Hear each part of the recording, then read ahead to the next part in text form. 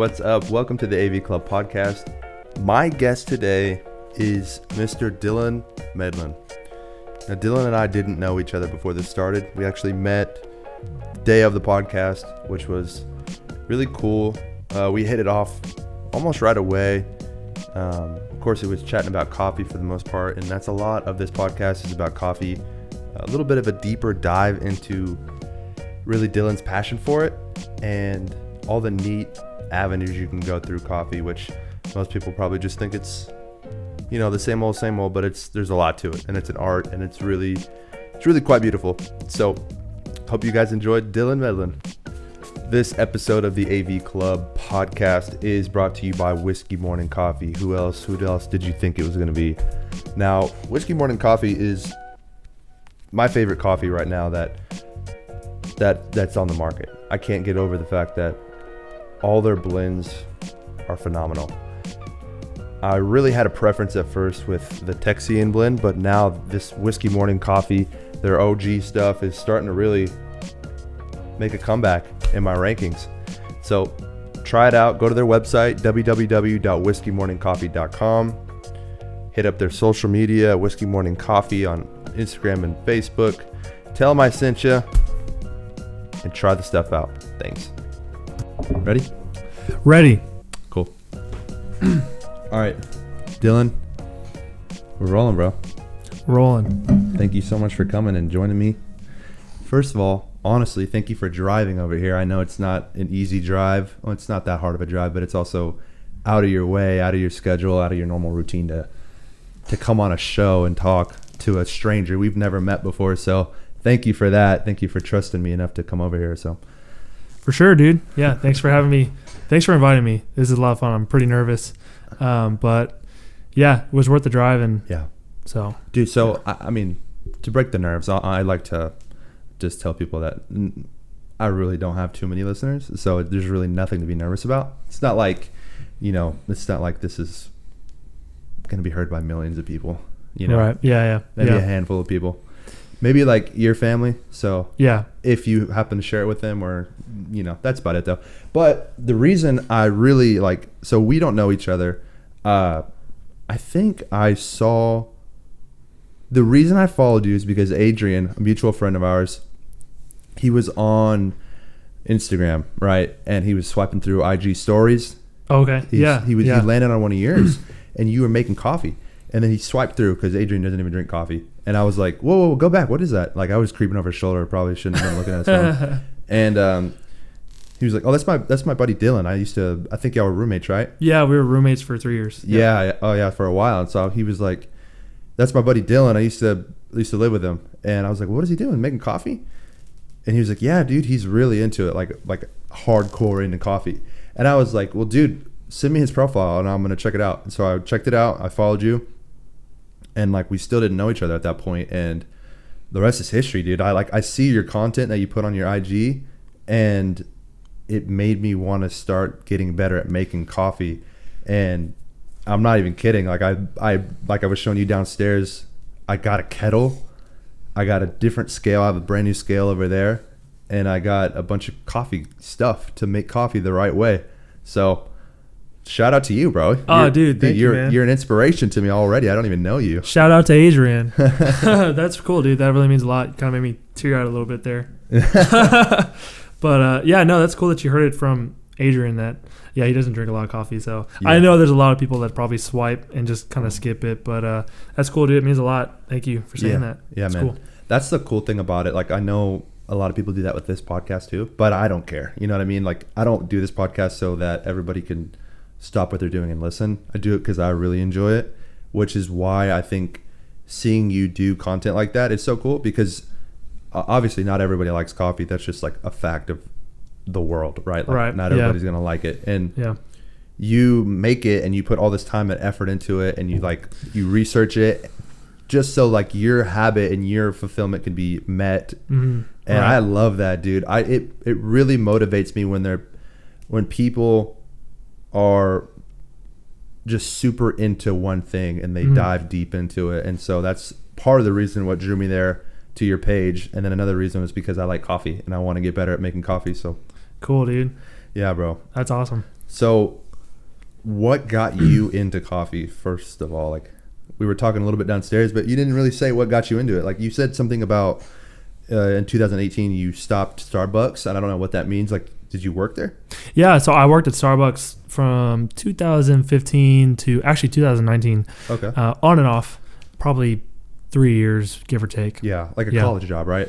Yeah, college job, definitely. Yep. And is that what got you kind of to the dance, to the coffee game? Sure. Like, did you drink it before that, or was it like how did that happen? Yeah, so actually, I think the first time I ever had coffee, my dad, he had some, and I the earliest memory I have is like I was 5 or 6, and I saw my dad getting a mug and pouring something from a coffee maker and putting cream and sugar in there. I was like, Dad, I was just curious. I was like, what are you drinking? And I think he gave me a little bit, and I was like, that's really good. It just tasted very sweet and kind of like creamy, and I liked it, and it was warm. And so I remember that much. And I kind of been drinking coffee ever since then. I don't think I wasn't necessarily hooked on it. I would have it if I could at an early age. But then I think I started to drink it a lot in high school. When I was a sophomore in high school, I was getting more invested in my classes and studying really late in the night, and just needed something to keep me awake. And so started making coffee a lot more, and probably I think I had a cup a day or several cups a day in high school. And so I was kind of already into it. And then I would go to Starbucks too, because I lived in the Philippines during high school. What? Yeah. And so I remember going to the Starbucks there, and it was always a treat because, one, we were living on a missionary budget because my parents, they're missionaries over there doing radio, Christian radio. And so going to Starbucks was a treat because it just was a treat. It still was even in the States. So, but I remember going in and seeing all the baristas, like they were doing something with like blenders and or espresso machines and moving really fast, and they give a cup to a customer and they'd be smiling and they say the name of the customer. I remember like watching them even taking orders, and I was like, that is awesome. Yeah. If I get it, like, I never had a job in high school because I just couldn't get a job over there at the time. And I remember thinking, when I go back to the States for college, I want to make sure I get a job somewhere I like. And I like Starbucks. I think I want to work there. It looks like a lot of fun. And that was kind of like where I kind of already had been so much into coffee, but that's just kind of even how I got into the Starbucks a little bit. And so I've been drinking coffee since, I don't know, I wouldn't say day one, but a long time ago. A long time. That's awesome, man. Yeah. I remember drinking coffee a little bit in high school, mainly whenever I graduated high school, though. That's when you kind of like, you do need those pick-me-ups. Right, yeah. And, of course, my parents were putting in like a ton of like French vanilla sweetener, right? That's the one I remember the most. French vanilla. And, so throughout college, for me, that's what I drank. Was every time I drank coffee, I was like, okay, I'll take a coffee with French vanilla creamer. Or if you don't have French vanilla creamer, give me half and half or whole milk, and I'll put a bunch of sugar in it, Yep. And then it got to the point to where it was like the health conscious side of me was like, okay, dude, you're drinking a bunch of sugar every morning when you drink a cup of coffee. And so that part of me was like, okay, that's not good. And then a combination of my roommate Daniel, when we started to live together, he was like, bro, I've had coffee black before, it's not that bad, let's try it. And I was like, all right, whatever. So we started drinking it black. Of course, we didn't make it as good as it could have been made. And so it was like this isn't good, but I think I should be drinking it. It feels like it's better for me, like at least mentally. Right. And so I'm like, fine. And then it got to the point again where I was like, okay, I got to add some creamer. And then now I'm at the point where I'm like, forget the cream, forget the sugar. I want the full flavor of the the beans, man. Like, give me all the combinations, everything without any sugar or anything added to it. I want to taste all everything, all the boldness and all the fruity notes or whatever the case may be. And so from that point on, like, after college is really when that started to happen for me. And so now I'm like, and it's not like a brag. It's like, it's not like a brag. Who cares what you put in your coffee? But it's like, I relate it to beer a lot. I don't know if you drink beer much or whatever however you drink, but beer is like, who likes beer when they first have a drink? Yeah. It's like horrible almost. And then like, you don't have to have like an overwhelming amount of beer to be like, okay, that's not bad. Like, you have like a couple more and then you're like, okay, that's not bad. And then eventually you start to like experiment a little bit, right? You're like, oh, what is this craft beer tastes like. Oh, what is a IPA? And then it's very similar to coffee in my opinion. Yeah. Because you have to acquire the taste first before you can start to taste the notes and the flavors, and it's pretty cool. Yeah. I enjoy it. So with that being said, when did you start to get into like the nooks and crannies of the coffee game, man? Sure. Because, yeah. yeah, like I know obviously working at Starbucks, there's a little bit, it's like very surface level, but like I'd say it's a little deeper than surface level because you make it different ways. And Oh yeah. you probably get customers in there all the time that are like, you know, give me like a latte, like a reverse latte behind the back, whatever, you know, random coffee names. Something crazy. Yeah. Yeah. And so when did you start getting into like the details? Sure. Yeah. So I love that you said acquired too, because I definitely agree that drinking black coffee is an acquired thing.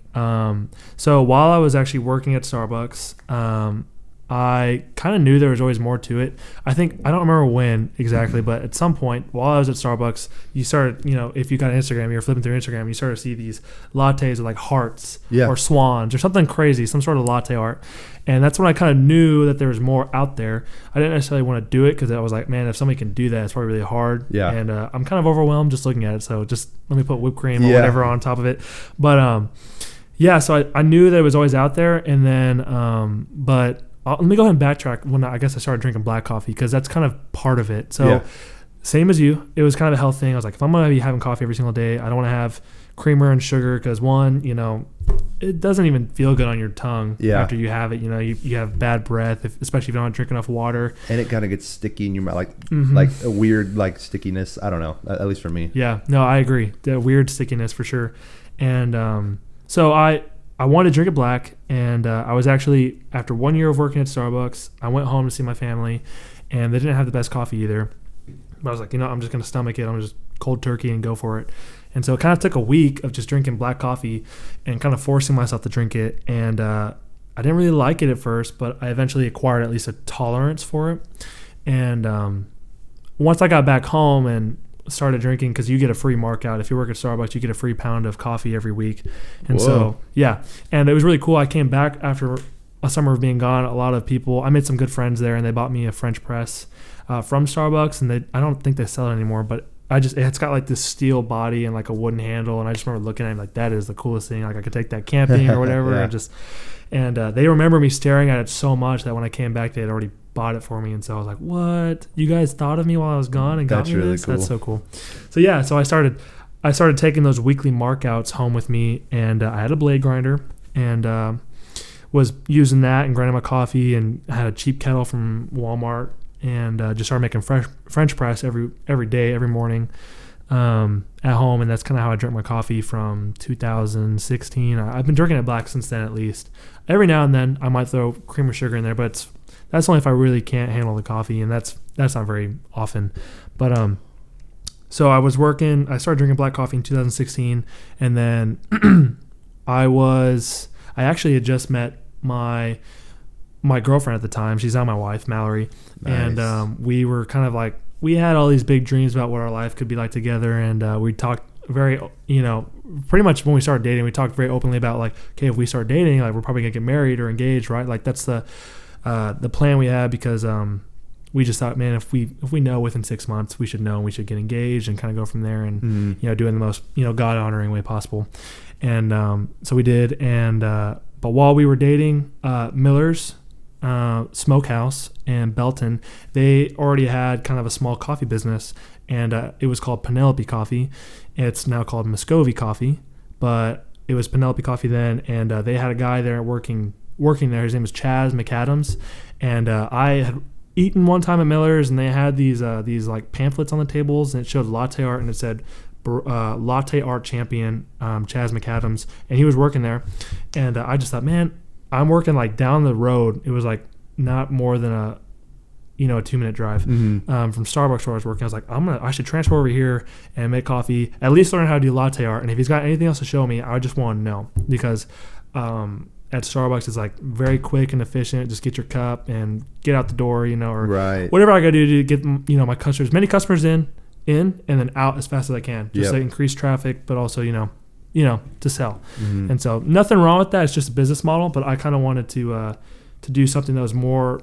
It was willing to at least put more time and energy into being intentional with what you're doing. And I like that. I That's kind of what I thought when I was going into it. And so I ended up working there. Again, everything kind of went over my head. I didn't really understand anything about anything he told me.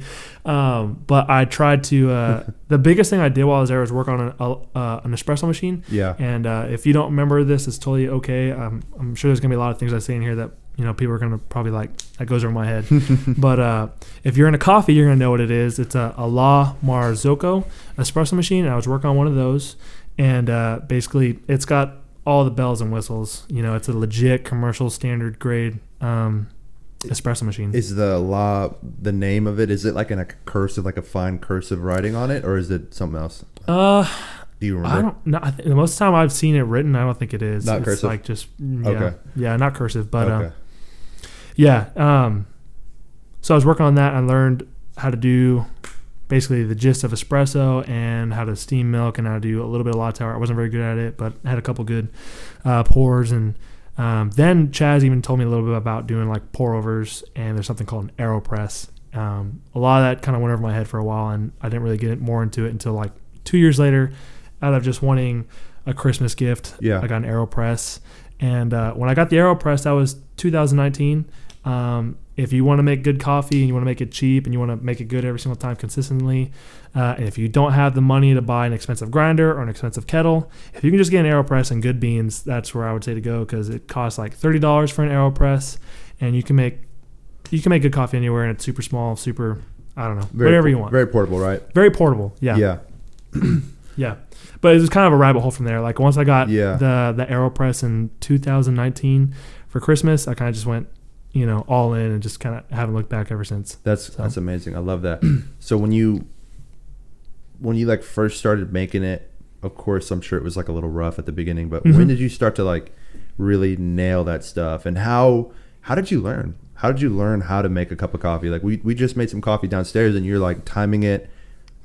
You're making sure that the water is not too hard when you pour it. There's like a lot of little details that you knew down there that I had no idea you had to be aware of when making like a solid cup of coffee. Yeah.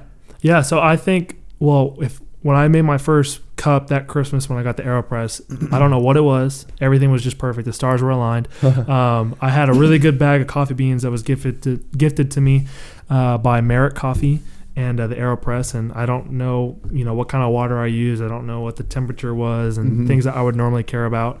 But I made a really good cup of coffee, and but I noticed I started to become kind of snobby after that. I was like, man, I want to make a good cup of coffee like that first one I made, because for whatever reason I couldn't nail it. Yeah.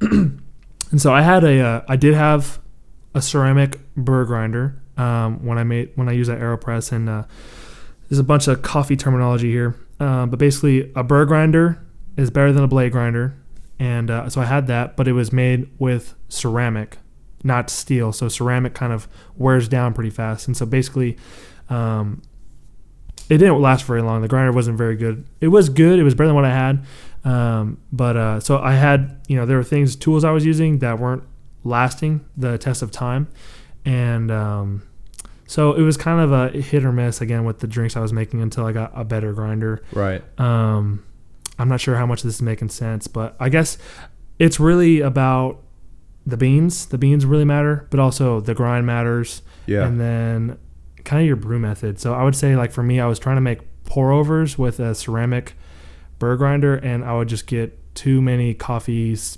grinds that were inconsistent in size.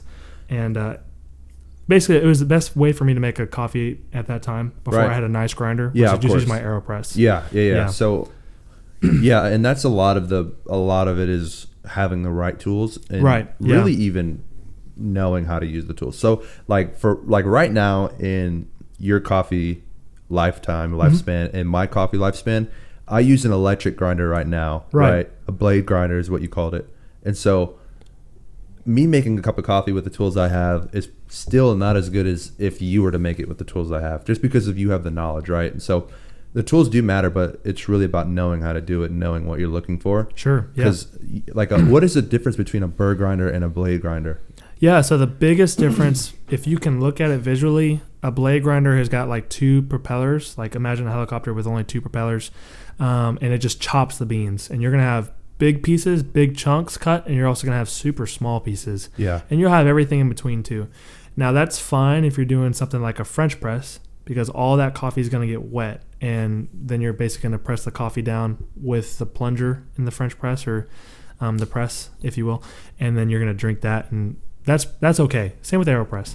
But if you're going to do a pour over and you're going to have all these different coffee grind sizes, it's all the water is going through the coffee at the same time, but the different sizes is going to change how fast the water goes through, or there's some other parts of it, but that's the gist of it. Yeah. And so with a blade grinder, you've got those two propellers, and then a burr grinder, it's literally like imagine, best way to say it there's a ring, and then within that ring there's like a cone, and it's moving at a consistent pace. So basically all the coffee that goes through it grinds to basically the same grind size. Yeah. Which is key for like a pour over. If you've seen a Chemex on the show Friends, it's a pretty popular coffee brewer.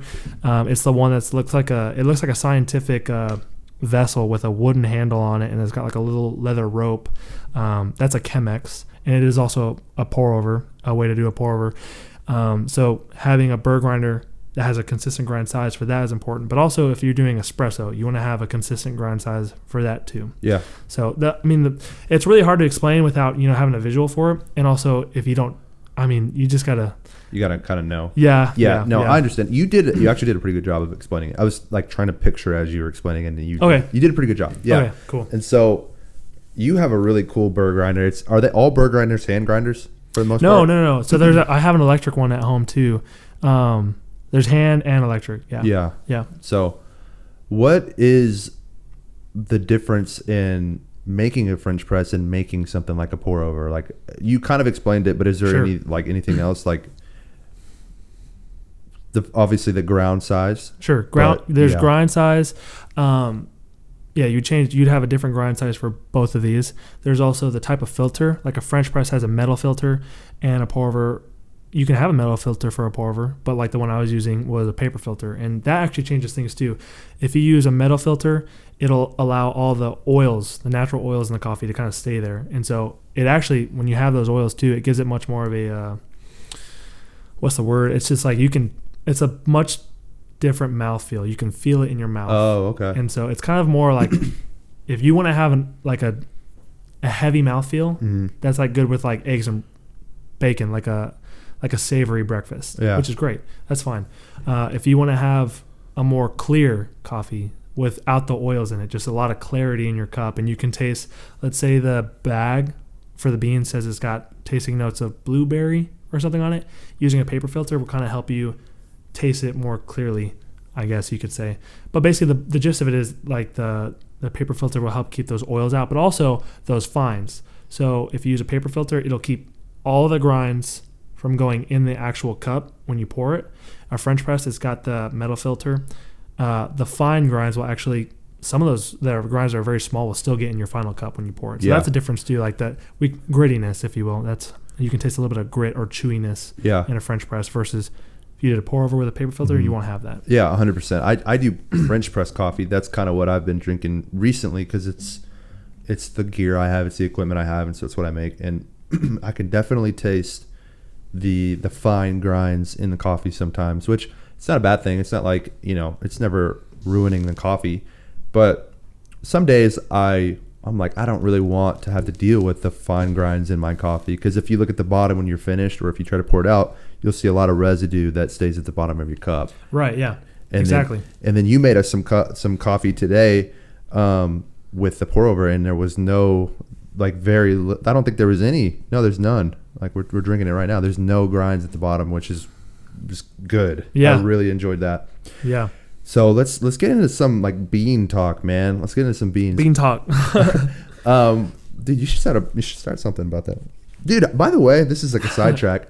I told you this on IG, but you should really start a YouTube channel, man. Thanks, man. I honestly, I would love to. It's like that's part of the reason why I got the camera. Like you've got an A7 Sony. Yeah. I've got an A6, and one of the reasons I got it is because you have the ability to do like 4K, and there's a lot of things for camera stuff that I don't understand, so I'm not going to get into it, right? Because I haven't jumped down that rabbit hole enough. But if I had the ability to make videos, I so would. I have a YouTube. I'm very embarrassed to share this, but I'll go ahead and share it. There are some very old videos on the YouTube archive that you can still find. The name I made for the YouTube is kind of stupid, but I got it from a mouse pad. I don't even remember what the meaning was, but I ended up calling my my YouTube Splint, like Splinter, but without the ER, and then Crackas, like crackers, but AS at the end. And so Splint Crackas. It was kind of like a fun thing I made where I started making like, shooting videos with my friends. It was like, but not like we weren't shooting real guns. We were shooting fake guns, like adding in sounds and like the muzzle flare and all this fun stuff and like killing each other kind of thing. And that was really big. I used to like watch videos like that on YouTube all the time. So that's still on there. You can find that, but I would totally make YouTube videos again if I could. It's just, I don't have a computer that can handle the kind of I should have told you to bring your camera, because that's what we do here. That's like everybody in this house that lives here does videography, and then some level of photography. Yeah. So we could have for sure helped you out. You know how to do. That's awesome. You take good photos though. I've seen your photos. Oh, thanks, man. Your IG is good. Like it's good quality. Do you edit them? Like I'm sure you do. Like, yeah. So everybody uses, from what I understand, they use what is it called? Lightroom. Yeah. I haven't gotten into Lightroom yet. I'm still using Visco. So I use Visco to edit all my images, and they're in raw file, and which is I think the best for editing. I'm just kind of learning this now for your colors and stuff. I used to not use raw file even with the camera I have, and I started using it like in the past 2 months. I'm like, this is a game changer. Yeah, like, everything is better. Yeah, you really have more to work with in terms of like your colors and all the details. Right. It collects more of the data from the image, and so you're able to manipulate more of the data instead of with the JPEG. It kind of finalizes a lot of it, and so you can't manipulate it the way you would like to, or the way you potentially could with raw. But yeah, dude, I would love to, like, I mean, of course we can do this sometime, like doesn't have to be off or no cameras or mics or anything, but I'd love to help you out with that, because I love when, like I said at the beginning of the podcast, I love it when people are super committed and like to something they love, right? Regardless of if they're getting paid for it or if they're just madly in love with the science behind it or the process, Yeah. And so I think your Instagram content alone is really good. And at the end of this, I like to shout out Instagrams, and I'll tag it in everything I do. And because I think people should check it out, especially if you're thinking about getting into coffee, or if you're into coffee already but just not that deep. And it's really not that hard. It's just time. Yep. And like a little bit of care, like you do have to take your time and put some care into like how you pour, how you grind your stuff. But I think the YouTube is super valuable for you, man. And like it'll give you a creative outlet besides the coffee, because coffee I'd say is a creative endeavor, and it's an art. There's an art to making a good solid cup of coffee. And dude, I want to help you with that. I want to help you. Dude, I appreciate it. And thanks for those kind words you said. Yeah, bro. I agree too with the whole passion thing, like watching people do things that they're into. Like, I might not be into it at all, and that's cool. But if you're into it and you do a good job like curating it and displaying it and presenting it, that makes it, even for me as an outsider, just want to know and like want to kind of like, if I don't like it for what it is, I'll at least partake of it because I like you and I like how you present it. Exactly. Yeah. Exactly. And it's like you never really know, like, unless you try. And I know a lot of people that drink coffee just Starbucks, which is, there's nothing wrong with it, and they have coffee pots or Keurigs at their house, but it's just taking that next step, even if it's like still a surface level next step, like if you get a French press, just the level difference between like a Keurig K-Cup and then the French press is incredible. Like if you just put the time and effort to take that one more step, you could have a more pleasurable and like cup of coffee every single day, It's like just putting in the little tiny effort. But dude, let's get into the beans. Like I got off track a little bit, but it's okay. Okay. No worries, dude. Dude, I love it, man. I really am motivated by people's efforts and people's passions. Yeah. It pumps me up. And I don't even know much about coffee or the process, but obviously I have these homeboys from back home, the Whiskey Morning Coffee Boys. They just like sponsored the podcast.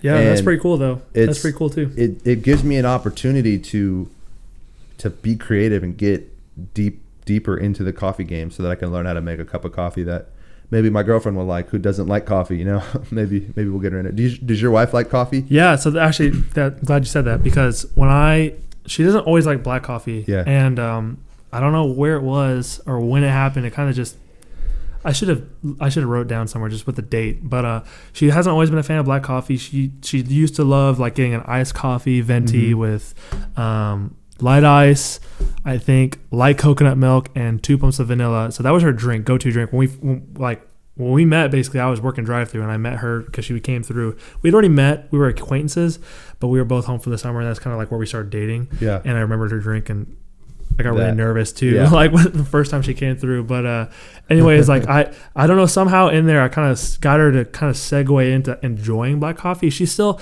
I mean, she won't have it all the time. It kind of irritates her stomach a little bit, but she does like having like a latte, which we make those at home too now. And so but it's kind of like she's had so many different, like these other bags of beans or different roast levels, or that it's kind of like she's kind of done having Starbucks all the time. She'll have a cold brew still, but I've got her into the other stuff, and so she'll drink a little bit. She won't always have the black coffee. She'll definitely have a latte, but she will enjoy it much more now than she used to. Sometimes she'll be like, I just want black coffee, and I'm like, all right, perfect, I'll make some for you and me. That's awesome, man. Yeah, that's really cool when you can enjoy that, and really when you can make a cup of coffee for that person you love, or for like a friend or whatever. That's cool. Yeah, agreed. That's so let's talk about beans. So I don't know much about beans. I obviously know that there's dark roast and there's a spectrum, like dark, light, a little bit in the middle. But what's the difference between a darker roast and a lighter roast? Yeah, good question. So basically the difference is when you buy a bean, they're green. They're green beans. And so when you start the roasting process, light just means they were roasted much lighter, and a dark roast, the gist of it is basically it's a lot more developed. It's been roasted for longer. Yeah. And one of the big differences with that, besides you can kind of see it visually, and if it's really dark roasted, you can kind of see like a little shimmer. That's just kind of like the natural oils coming out of the coffee. Nothing wrong with it. You just visually you can kind of tell it's a little bit darker. And with that being said, the more developed it is, or the darker it is, the more the coffee is easy to kind of break up, or it's more easily ready to decay, if you will. So it won't be as fresh, peak freshness, which is not bad if it's past this, but it won't be as peak fresh as long as a light roast would be. Right. And in fact, some light roasts, they'll suggest that you don't drink it except for like maybe a couple weeks to months after the roast, just because it'll be a peak time that it's fresh after the roast. But with a dark roast especially, like they usually say with a specialty coffee, you shouldn't drink a coffee if it's longer than 2 weeks off the roast, which that's kind of subjective. Yeah. But the main difference with light and dark roast is that the darker it's roasted, the more easily ready it's able to decay. And there's some other caveats to that too, but that's the gist of it. That's the gist. Yeah. So, I don't understand how they. For example, you see a lot of bags that say like, okay, this is a dark roast and it has like a cocoa type of taste, or like a darker kind of not fruity taste. Sure. You know what I mean? How do they do that? Do you know? Yeah. So there's partly the roast. Usually the darker you roast it, the more you can say earthy or chocolatey the tasting notes will be. And tasting notes are just kind of like it's not like you can it's not like 1-to-1 where it's like, if it says dark chocolate, I taste dark chocolate. It's like you can kind of get a hint of it. If you're really good in like wine or the coffee world, they'll say palate. If your palate's been trained, you can begin to taste other things. And you usually taste things if you've tasted them before. It's like a memory. So people will say things like in the coffee world, this tastes like, or this reminds me of. And so with like dark chocolate, with what you're saying, or fruity notes, or not getting fruity notes, how do you know which roast is that, is that corresponding to the roast level?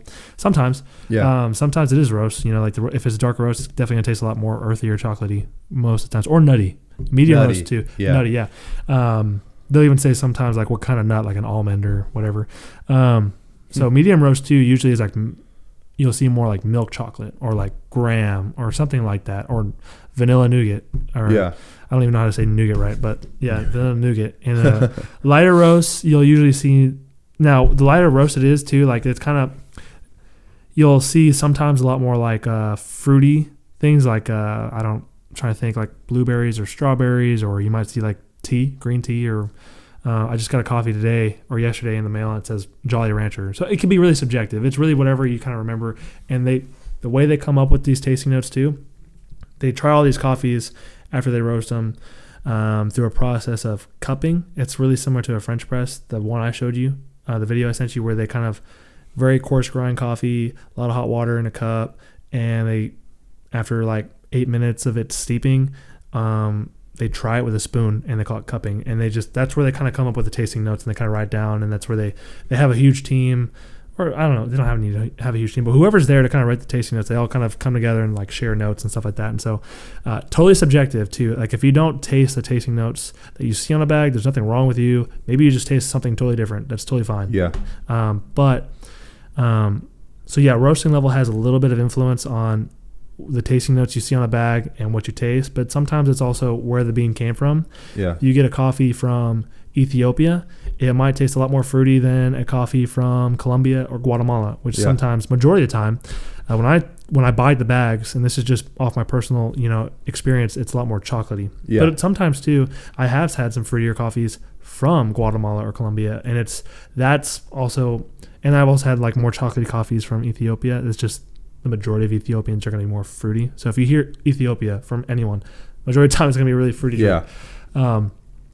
But what goes into kind of that differentiation or whatever, or variation, is just sometimes it's a type of bean. There's different types of beans, and there's also a different type of process, these are all rabbit holes. But you can easily get it. If you're in the coffee world, it makes sense. If you're not, then it's a rabbit hole. And so basically, there's a lot that goes into it. Yeah. So personally for you, what is your favorite kind of roast? Like, does it? Yeah. I know, like we were talking earlier, you said it doesn't really matter, but like everybody has a preference. What would you say your preference is? I always am super eager to try fruity coffees. Lighter roasts is definitely, I think, because I think lighter roasts are just, they've got some of the most unique tasting notes, or just whatever. They just taste so good and so unique. And then so I'm always eager to try that. But I also think if I hadn't had to have one type of coffee for the rest of my life and no say in it, I'd probably want something in the light medium roast, where it's got those more chocolatey and creamy tasting notes to it, where it's just like a smooth, creamy, chocolatey cup. It's like,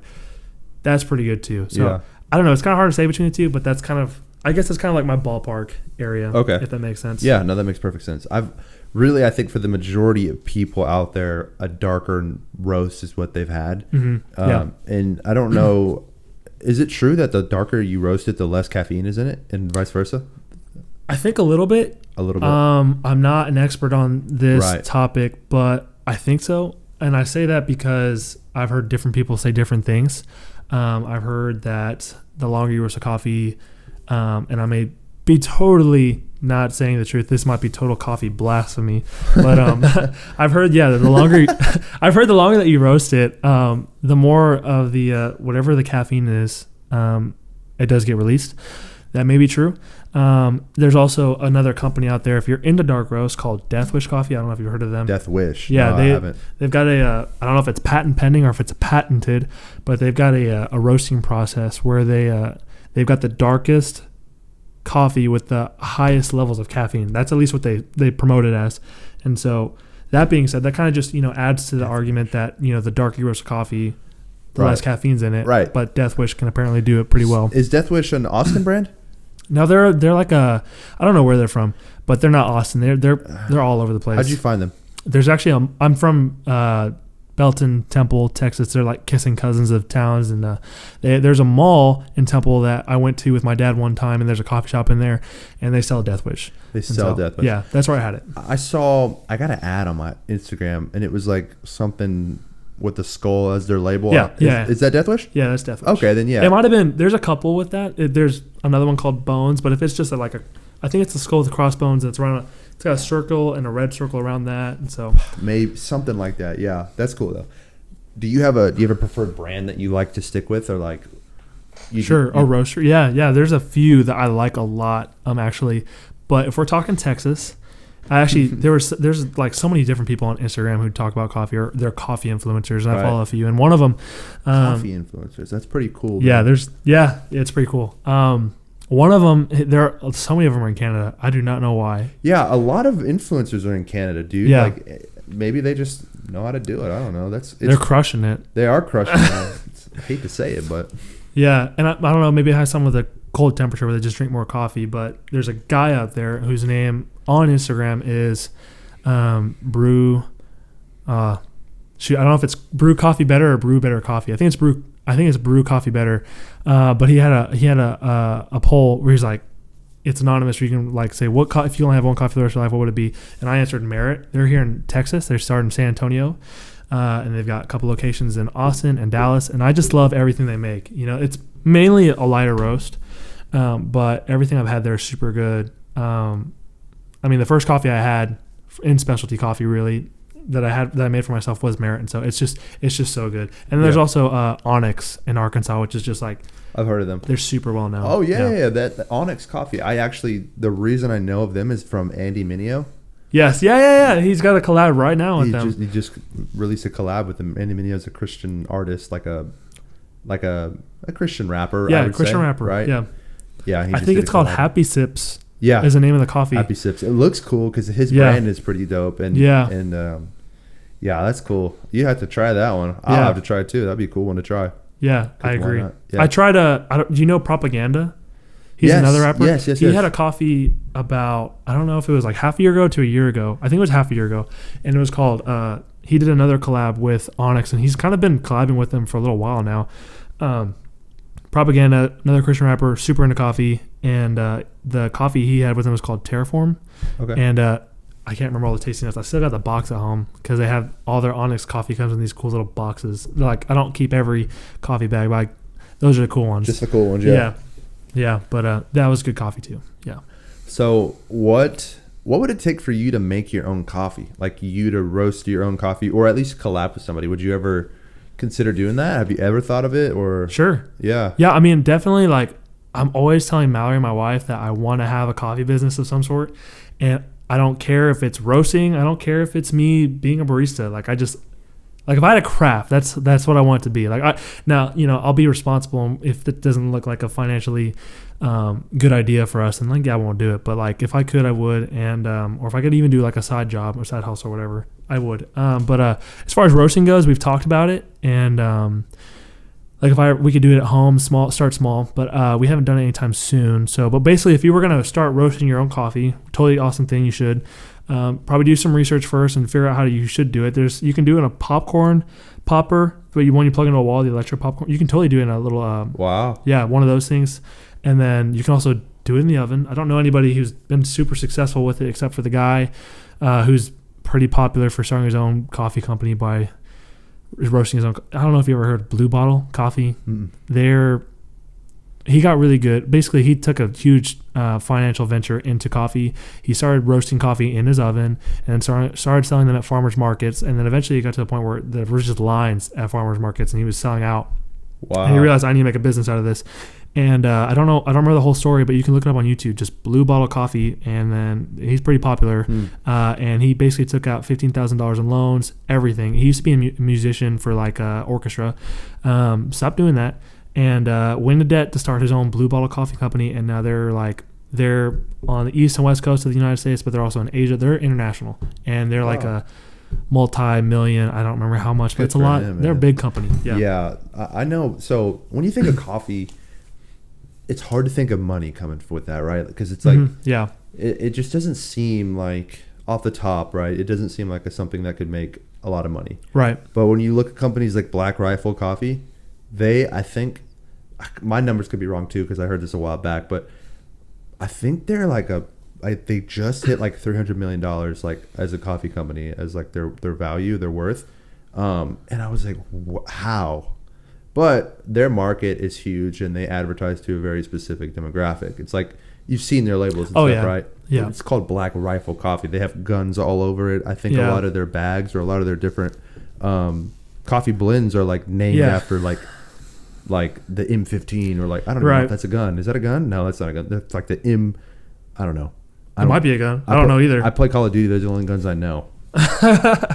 Yeah, but the demographic's very specific for them. So it's like makes a lot of sense because there's a lot of like patriots out there that want to represent America. Yeah.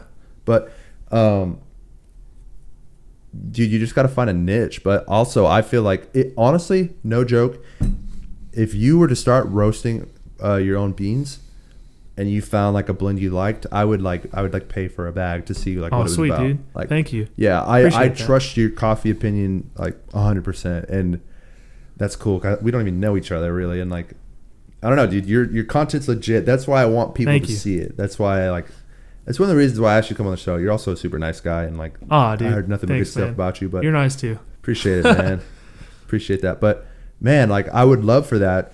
I would love for you to make your own coffee, dude. Sure. And I'm sure you would love to as well. I would. Yeah, I would totally love to. And on that note too, I have a friend right now who just sent me a couple. He's roasting his own coffee too, and that's cool. He works at Starbucks too, and he wants to have his own coffee business, I think, and but he's way deeper into specialty coffee. I think Starbucks is just like that's his way to make ends meet right now, sort of thing. And but he's got a roaster at home. He's been roasting coffee. He's been buying green beans from like pretty well renowned like green bean farmers, if you will, I guess. And so he actually just sent me like 3 different samples of coffees that he roasted himself. He's actually sent them out to like 10 different people who all kind of like post coffee content on Instagram. And his name is 16:1 ratio. And Ian is his name. Real cool guy. I'm excited to try his coffees. But basically, it's really cool on the coffee Instagram or the coffee community on Instagram. There's just people that always like reach out or like like it's really cool to have an opportunity to like kind of like taste coffees from another guy who's super into it and he's roasting his own. And he wants for me to kind of like taste it, brew it, and give my thoughts on it. And because he's kind of wanting to start a business with it too. So, but anyways, yeah. That's awesome, man. Threw that tidbit in there. I think you should do it. I think you should at least do it for yourself, like, just to see if you're about it. Who knows what could happen, I think it'll be freaking awesome. Dude, so just going back a little bit, did you grow up in the Philippines? Yeah, great question. No, so I was born in North Carolina, and my dad was in the Army, so we moved around, and eventually when he got out, it's like 5, moved to Arizona. I lived there for like 12 years, so basically till I was 15. So no, I guess I was 3 when we got there, but we lived there till I was 15. So 12 years in Arizona, and my dad was doing Christian radio in Arizona, same radio for 12 years. Was super like well known in our community. And then my mom's Filipino, and she was actually adopted, and she was adopted by another Christian missionary, and so she lived in the Philippines and I think a little bit in Ecuador. And her mom was a Christian teacher, she taught in a school where they taught Christian missionary kids. Okay. So for the kids of the missionaries out there.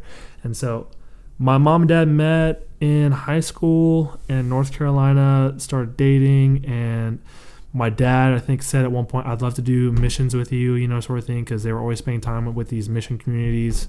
That's cool. And then so basically it wasn't until I was 15 that we pretty much made the jump, in good faith to kind of go over there. And, my dad started doing Christian radio over there. And so I only lived there for like 3 years in the Philippines. You say only 3 years, like that's not a long time. That's a long time, man. Yeah. Especially when you're 15, like you're growing up, you probably just made friends. Yeah.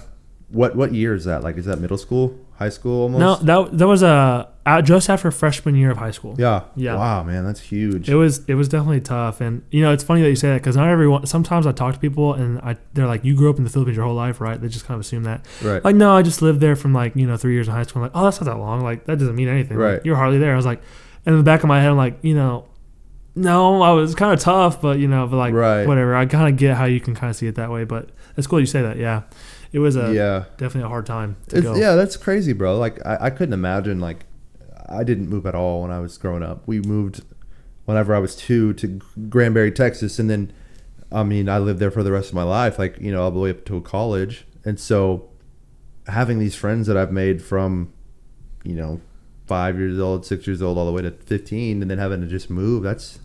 How was that? How was living there during that age? Man, it was, I'll say this. I think it was exactly how God wanted it to be. I mean, I think for me, I was throwing a fit about it immediately. Mm-hmm. Like, I remember the first night we got there after having I don't know how long we traveled. We definitely had like a 14-hour layover in Singapore, which is like after already like 12 hours of flying, and it's like another 2, 3, I don't know how many hours, but like another at least 2 to 4 hours to get to the Philippines from Singapore. So it's a long traveling time. When we got there, it was like nighttime, and I had never smelled so much like smog and pollution in the air, because it's a very dense country. It's like, I think it was like 15,000 people per square mile. So it's like dense.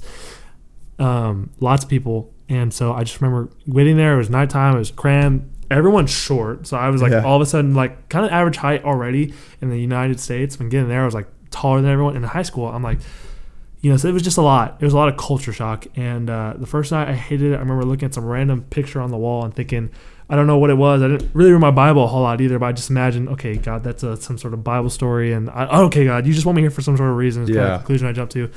And it was tough at first. I remember like I kind of did some like petty stuff. Like one time there was a shoebox underneath the bed, and I was kind of like, I was on Instagram already at this time too, but I wasn't doing anything. I was just kind of posting as like to post. It was just like with friends and stuff. And just like you do when you're young. And I get you. I was a little dramatic. I took a permanent marker on a box and wrote "Take me back" or something dramatic, like or I'm sad or I don't know. And I posted on Instagram, and I was like, that's how I felt. I eventually deleted it because I realized how kind of silly that was.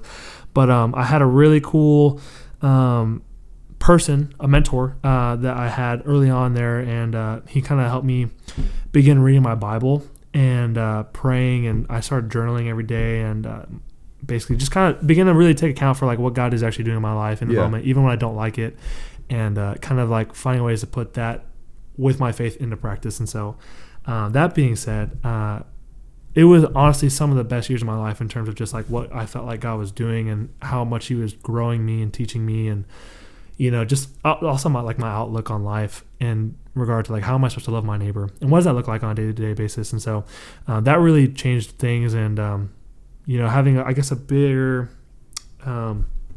perspective on just the world too. I wasn't just in the United States and focused on like, okay, my Nike shoes. I was like, okay, now it's about like the guy next door, he doesn't even have a roof over his head really. Like, how do I like, is there something I'm supposed to do for him? Having those thoughts at least go through your head, and like it just changed things. It changed everything. That does. I can't even imagine, man. That's amazing. So you moved back your junior year of high school, or was it senior year of high school? After my senior year of high school. I was there through high school, and I came back for college. Okay. I came to Texas for college. Okay. Yeah. Wow, man, that's amazing. You didn't get into coffee there? Like, did you? I guess you kind of mentioned that, but you didn't like. That's crazy, dude. So how do you?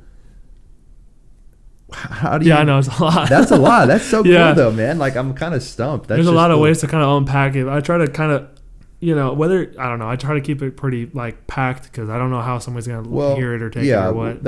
I think that's another beautiful part about this kind of medium is that you listen to podcasts, don't you? Yeah. So like, I'm sure you listen to it while you're at work or while you're cleaning or while you're driving, and it's kind of like you're sitting in on a conversation. Yeah. And then when you hear somebody have a good word or good piece of advice, you like, even though you might not be fully paying attention, you kind of stop and you listen. And you're like, oh wow, that's really cool. Yeah. Because it sounds like they're talking to you, and that's why I really, really like it. It's like they're right in your ears if you're wearing headphones, and you're like, it's almost like you're talking to them and they're talking to you, And I think that aspect of this medium makes it really cool for stories like that, because you could relate to somebody on a level that you didn't know you were going to. Yeah. And I mean, it doesn't sound like you share that story too often, but that's cool, man. Yeah. That's really, really cool. Thank you, man. Yeah. I mean, it gets so far in the past that like at some point, like people stop asking about like, where'd you go to high school? Things like that. So yeah.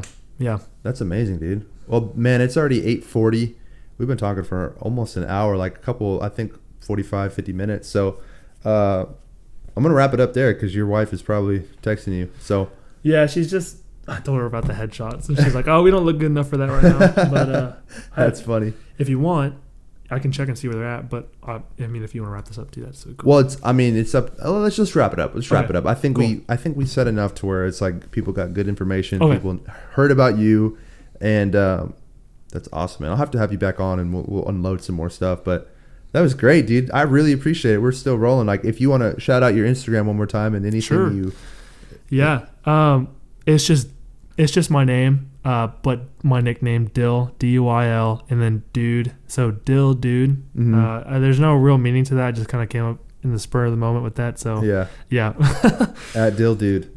That's awesome, man. And then is that your only social media that you use for the most part? Yeah, I don't really use anything except Instagram. Yeah. Okay. Yeah. Awesome, man. Well, Dylan, thank you so much for coming, dude. I appreciate it. Thanks for brewing us up some mean cups of Joe, and absolutely. I'm looking forward to more of your content, dude. I'm looking forward to that YouTube page too, that YouTube channel. Appreciate it, man. You got to start that. Thank you. All right, bro. I appreciate it. Thanks, everybody. Bye.